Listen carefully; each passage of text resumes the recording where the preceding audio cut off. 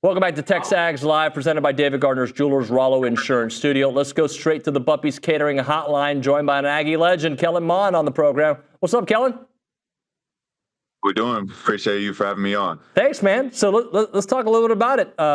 Talk to me about San Antonio, life with the Brahmas, and how you ended up there. It's really been amazing. I had a conversation with Mark Lillibridge back in probably October. And I ended up signing to the Brahmas probably maybe in November or something. So, we've only added talent. We got a lot of talent on the team. And, we've had 14 training camp days of practice. And then now we've had a really good week of practice. So, got one more today. And then we'll probably have a walkthrough and get ready for Saturday's game. So talk to me about what the last year and change has been like for you, because you've had some ups and downs. Obviously, you've landed on your feet. I think good things are ahead for you. Just talk about navigating through some of those difficult times with the NFL and coming to the league.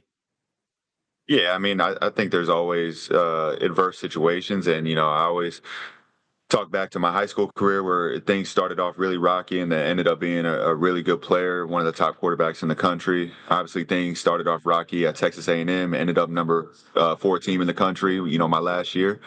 And so, it's just, especially in this league, whether UFL or NFL, certain things may not work out. But, I'm blessed to be in the position that I'm in. I've had, like I said, a really good week of practice. It made me the starter last week. So, I mean, it's only been up from there. And we're looking to show what type of offense we can have and what type of team we can have. How much better of a quarterback are you now than maybe when you first came into the league? I mean, a way better quarterback. I think fundamentally you're able to change certain things. And I think just even from an intelligence level, just understanding of defenses and concepts, and really also your ability to learn, the amount of systems I've had to learn since being drafted in 21 is, over a handful, easy. So, yeah, it's just that ability to learn. And then you're just a lot more intelligent, especially when you come into this situation and now you're the starter. And you have the keys to the car, and you can go out and play with confidence, and you don't have to be afraid to make mistakes, or as if you're managing an offense. You have the keys, and the guys are looking at you to make plays. How much attention do you pay to some of your former teammates playing all around? You got some in the UFL, some in the NFL. Just, paying attention to those guys. Anias just winning a Super Bowl. That was great to see. Yeah, I follow all of them on social media. One of my IMG teammates just hit me up yesterday. Dan Moore just got paid, so I stay in touch with everybody. It's amazing. All the guys that I played with, whether from high school to college, or guys I've crossed paths with in the NFL, finally getting their opportunity, or getting on a good situation on a good team. So I'm always rooting for those guys. You talked a little bit about the initial struggles at A&M, and then obviously finishing on a high note. When you think back at your time at A&M, just kind of take me through the memories, the situations, and the growth. Yeah, I honestly, it was something different every year. You start off really hot in 2018 when Jimbo makes me the starter, and then 2018 against Clemson. I think I have probably 400 or 500 yards of offense, one of our best offensive games. And sometimes during that middle of the season, we would always hit a lull. Going into 2019, where I didn't think I had my best season. We started off extremely well against Texas State and some of those guys, and then kind of hit another lull.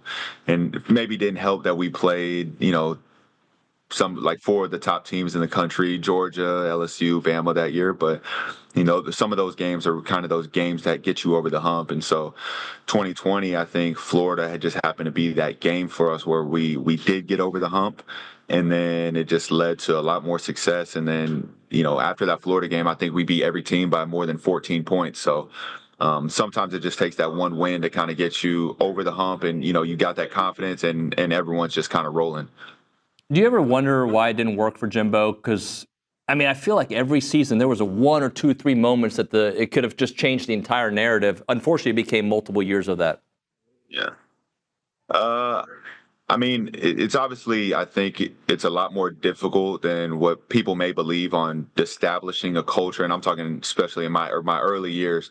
establishing a culture, changing a whole identity of a team, changing recruits, and obviously the recruits that we are getting with, Anais, Devon Achane, and some Jalen Wademeyer, and those guys were extremely good. And so being able to develop those guys, and I think some of that was a lot of the coaching style change, especially when I got to my senior year.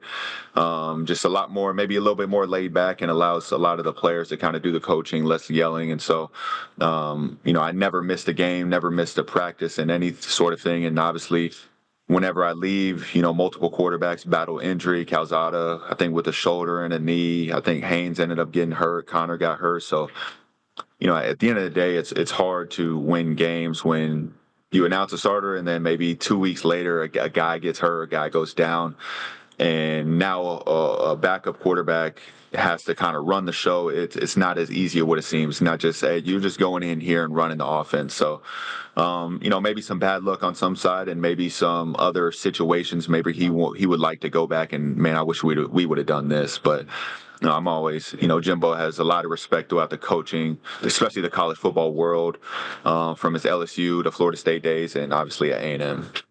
Kellen, let's talk Marcel for a moment. He was put in the position, right? Like, backup guy had to come in. He did a really nice job. What do you think about him now having the keys in the offseason leading into the season?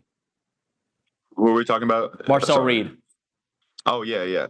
I mean, Marcel is extremely talented, and I think, a lot of guys just knowing people in that locker room and on the coaching staff, a lot of guys last year thought Marcel was going to be the starter. So, he probably had that mindset, and I think him being extremely mature, just even though you're not the starter, he was, ready for that moment. I think maybe, I don't know if his first game was at LSU or at home Florida. Against LSU. Maybe, Florida. But anytime his number was called, it was like, man, this kid is special. So finally knowing that you're going to be the starter going into it, you're able to somewhat develop a system around him, figure out what he does well. So I think, and I've seen a lot of the training videos he's done. So, I think he's become stronger, improved as a passer, from a technicality standpoint. So I think a lot of it more, maybe less on Marcel, but more on the offensive coordinator and some of those offensive coaches figuring out how they can, succeed with the weapons they have, and, also succeed with Marcel at quarterback. One last question about A&M football. Just Coach Elko, you ran, crossed paths with him, obviously, with his time when he was here and you were here at the same time as the coordinator. Just what do you think about the direction he's taken the program? I think it's tremendous. Obviously, I was with Mike 3 years from 2018 to 2020. And, he has a lot of respect, and one of the reasons we obviously brought him back. And so I think he's done a really good job, and I think he's hard on the defensive guys. And, I think sometimes it's good. You see him calling out some of the defensive guys towards the end of the year. I think sometimes that's good. Like, it can't always be the coach. At the end of the day, the players go on the field. You maybe have a certain coverage, a certain play, and, it's in the players' hands to go out and execute. And if you don't execute, they find replacements. So, it's all about putting a lot of onus on the players, and the players want that. Great players want that. And he's a great defensive coach, a great defensive mind, and he's also surrounded by a lot of great people. So, I only look forward to them to continue to elevate, and then obviously the offense and defense finding ways to kind of marry each other and be able to play a little bit together. When defense gets a big stop, offense, you got to take advantage and score. And then when offense, you score, defense get a good stop and, give us good field position back on offense. So it's just about playing together. And I think that's where the strides need to go for A&M to continue to get better. Kellen, last thing for you. Just how excited are you for the game this weekend, on another opportunity to start and just playing high-level football again? Yeah, I'm extremely excited. I think, I haven't played a full game since 2020 back in the Orange Bowl. So, that's what I'm excited about. I think it's a great opportunity. Week one of the training camp, was a good, intro, kind of get a feel for how the offenses ran, some of the terminology and reading guys' body language. Week two was really good. And then week three was just off the chain. And, we had another great day of practice yesterday. I think the ball hit the ground 2 times entire practice. So, Yeah, we're definitely ready, and I think we got a lot of weapons. We have an identity, and I think we know how to attack, coverages and really just give the playmakers time to go make plays with the ball in their hands. And so that's what we're going to do. Kellen, appreciate the time, man. Thanks so much for making time, and we'll talk to you soon, all right? Good luck. Appreciate you. Good to see you.